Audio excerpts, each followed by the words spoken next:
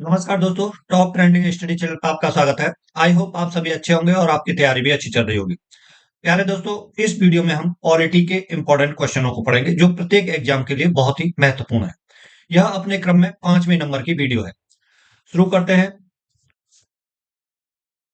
पहला क्वेश्चन है दोस्तों, रेगुलेटिंग एक्ट 1773 द्वारा सर्वोच्च न्यायालय की स्थापना कहाँ की गई थी? क्या क्वेश्चन है? रेगुलेटिंग एक्ट 1773 द्वारा सर्वोच्च न्यायालय की स्थापना कहाँ की गई थी? आंसर है कोलकाता में 1774 ईस्वी में। कोलकाता में 1774 ईस्वी में सर्वोच्च न्यायालय की स्थापना की गई थी। किस एक्ट के तहत? रेगुलेटिंग एक्ट 1773 के तहत। तो रेगुलेटिंग एक्ट 1773 से संबंधित महत्वपूर्ण क्वेश्चन जो बनते हैं उनके बारे में हम बात करेंगे। ठीक है, बहुत इंपॉर्टेंट है सभी बातें। आपको एक एक बात पूरी ध्यान दे करके सुनना है। जो सर्वोच्च न्यायालय का गठन किया गया था, इसमें कितना? एक मुख्य न्यायाधीश और 3 अन्य न्यायाधीशों की नियुक्ति की गई थी। कितना कितना? एक मुख्य न्यायाधीश, एक मुख्य न्यायाधीश, न्यायाधीश और 3 अन्य न्यायाधीशों की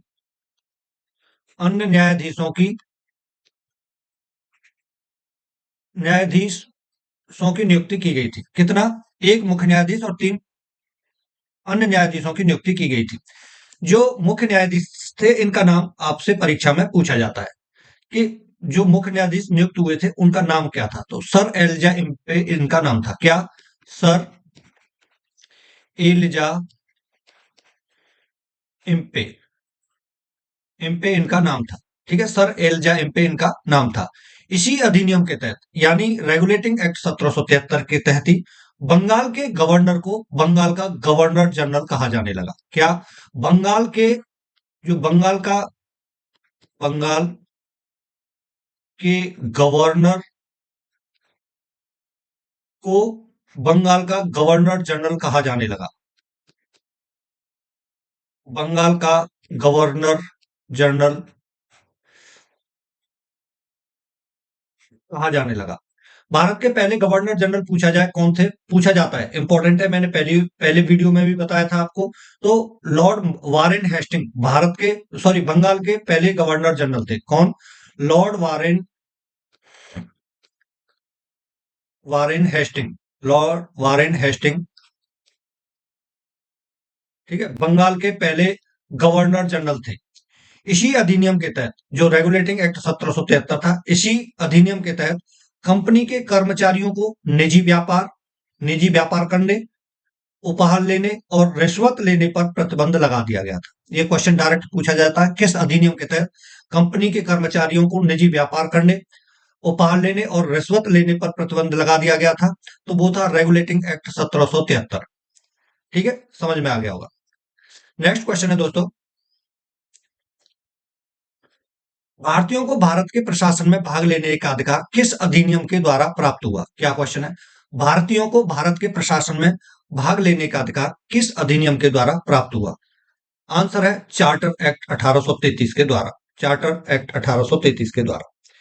इससे संबंधित जो चार्टर एक्ट 1833 था, इससे संबंधित महत्वपूर्ण प्रश्नों की बात करें तो इसी अधिनियम के द्वारा जो बंगाल का गवर्नर जनरल था, क्या, जो इससे पहले जो क्वेश्चन था कि उसके तहत जो 1773 का रेगुलेटिंग एक्ट था, उसके तहत बंगाल का जो बंगाल का जो गवर्नर था उसको बंगाल का गवर्नर जनरल कहा जाने लगा।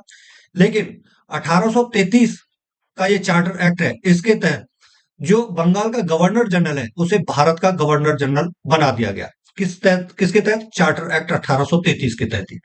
क्या हो जाएगा कि जो बंगाल का गवर्नर जनरल था उसे भारत का गवर्नर जनरल, क्या, भारत का गवर्नर जनरल बना दिया गया। ठीक है, जनरल बना दिया गया, भारत का गवर्नर जनरल बना दिया गया। तो भारत के प्रथम गवर्नर जनरल कौन थे? ये क्वेश्चन डायरेक्ट आपसे पूछा जाता है। क्या? भारत के प्रथम गवर्नर जनरल कौन थे? तो भारत के प्रथम गवर्नर जनरल थे Lord William Bentinck. William Bentinck.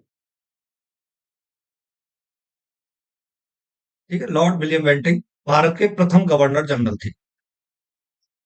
बात की जाए और इंपॉर्टेंट पॉइंटों की,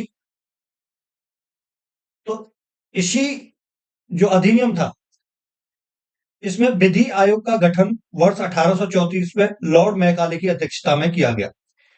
यानी जो 1833 का चार्टर एक्ट अधिनियम था, इसी अधिनियम के तहत प्रथम विधि आयोग का गठन वर्ष 1834 में लॉर्ड मैकाले की अध्यक्षता में किया गया था। ये भी क्वेश्चन पूछा जाता है आपसे कि प्रथम विधि आयोग का गठन जो हुआ था किसकी अध्यक्षता में हुआ था, तो किसकी अध्यक्षता में?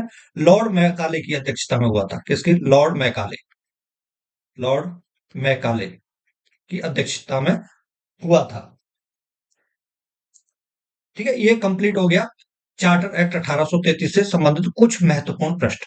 नेक्स्ट है, भारतीय विधान परिषद को बजट पर बहस करने की शक्ति किस अधिनियम के द्वारा प्राप्त हुई? क्या है? भारतीय विधान परिषद को बजट पर बहस करने की शक्ति किस अधिनियम के द्वारा प्राप्त हुई? आंसर है भारत परिषद अधिनियम 1892। भारत परिषद अधिनियम 1892। इस अधिनियम के द्वारा प्रतिनिधि सरकार की नींव रखी गई और भारतीय सदस्यों को बजट पर बहस करने एवं प्रश्न पूछने का अधिकार प्रदान किया गया। क्या? इस अधिनियम के द्वारा प्रतिनिधि सरकार की नींव रखी गई तथा भारतीय सदस्यों को बजट पर बहस करने एवं प्रश्न पूछने का अधिकार प्रदान किया गया। नेक्स्ट क्वेश्चन है, केंद्रीय विधानमंडल सर्वप्रथम किस अधिनियम के द्वारा द्विसदनीय बनाया गया? द्विसदनीय बनाया गया। केंद्रीय विधानमंडल सर्वप्रथम किस अधिनियम के द्वारा द्विसदनीय बनाया गया? आंसर हो जाएगा 1919 के भारत शासन अधिनियम के द्वारा। 1919 के भारत शासन अधिनियम के द्वारा। जो 1919 ईस्वी का जो अधिनियम था उसे मॉन्टेग्यू चेम्सफोर्ड सुधार भी कहा जाता है। क्या कहा जाता है? मॉन्टेग्यू चेम्सफोर्ड सुधार भी कहा जाता है, जो 1919 का अधिनियम था। क्यों कहा जाता है? क्योंकि इस अधिनियम के जो जन्मदाता थे वो भारत के सचिव थे मॉन्टेग्यू, और भारत के वायसराय थे चेम्सफोर्ड। उनके नाम पर इस भारत शासन अधिनियम 1919 को मॉन्टेग्यू चेम्सफोर्ड सुधार के नाम से जाना जाता है। इसी अधिनियम के द्वारा केंद्र में केंद्र में द्विसदनात्मक विधायिका स्थापित की गई। जो केंद्रीय विधान परिषद है, जो केंद्रीय विधान परिषद है उसको राज्य परिषद और विधानसभा, यानी राज्य परिषद उच्च सदन एवं विधानसभा निम्न सदन वाले द्विसदनात्मक विधानमंडलों में ले लिया गया। कहने का अर्थ इसका यह है दोस्तों, कहां गया कर्सर, यहाँ, कि जो केंद्रीय विधान परिषद थी, केंद्रीय विधान परिषद, केंद्रीय विधान परिषद को राज्य परिषद, राज्य परिषद यानी उच्च सदन, उच्च सदन और विधानसभा निम्न सदन, विधान सभा निम्न सदन, निम्न सदन, राज्य परिषद और विधानसभा दो में ले लिया गया। मतलब इस अधिनियम के द्वारा केंद्रीय विधान परिषद का स्थान राज्य परिषद एवं विधानसभा वाले द्विसदनात्मक विधानमंडल में ले लिया गया। अगला क्वेश्चन है, भारत के राष्ट्रपति को अध्यादेश निर्गत करने की शक्ति मूलतः किस अधिनियम से प्रेरित है? मूलतः किस अधिनियम से प्रेरित है? आंसर है भारत शासन अधिनियम 1935। क्या है? भारत शासन अधिनियम 1935। जो ये भारत शासन अधिनियम 1935 है, ब्रिटिश संसद द्वारा निर्मित भारत के लिए सबसे बड़ा संवैधानिक दस्तावेज था। इसमें 321 कितने कर्सर पाए 321 अनुच्छेद, 10 अनुसूचियां और 14 भाग थे। कितने? 14 भाग। क्या? 321 अनुच्छेद, 10 अनुसूचियां और 14 भाग थे। इस अधिनियम के अंतर्गत एक अखिल भारतीय संघ की स्थापना की बात की गई थी, परंतु रियासतों के विरोध के कारण इसका गठन नहीं हो पाया था। केंद्र एवं राज्यों के बीच केंद्र सूची, राज्य सूची एवं समवर्ती सूची के रूप में शक्तियों का स्पष्ट बंटवारा किया गया था। किसके अंतर्गत? भारत शासन अधिनियम 1935 के अंतर्गत ही। राज्यों में जो द्वैध शासन था उसे समाप्त कर दिया गया, जबकि केंद्र में द्वैध शासन व्यवस्था लागू की गई। नेक्स्ट है, प्रांतों में द्वैध शासन व्यवस्था किस अधिनियम के द्वारा लागू की गई? क्या क्वेश्चन है? प्रांतों में द्वैध शासन व्यवस्था किस अधिनियम के द्वारा लागू की गई? आंसर हो जाएगा भारत शासन अधिनियम 1919। नेक्स्ट क्वेश्चन है, ब्रिटिश भारत में किस अधिनियम में संघीय शासन का प्रावधान था? क्या क्वेश्चन है? ब्रिटिश शासन में किस अधिनियम में संघीय शासन का प्रावधान था?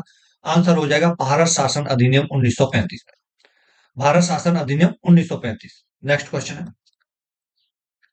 अखिल भारतीय संघ स्थापित करने का प्रावधान किस अधिनियम में किया गया? अखिल भारतीय संघ स्थापित करने का प्रावधान किस अधिनियम में किया गया? मैंने अभी आपको बताया था कि 1935 में प्रावधान इसका लाया गया था, लेकिन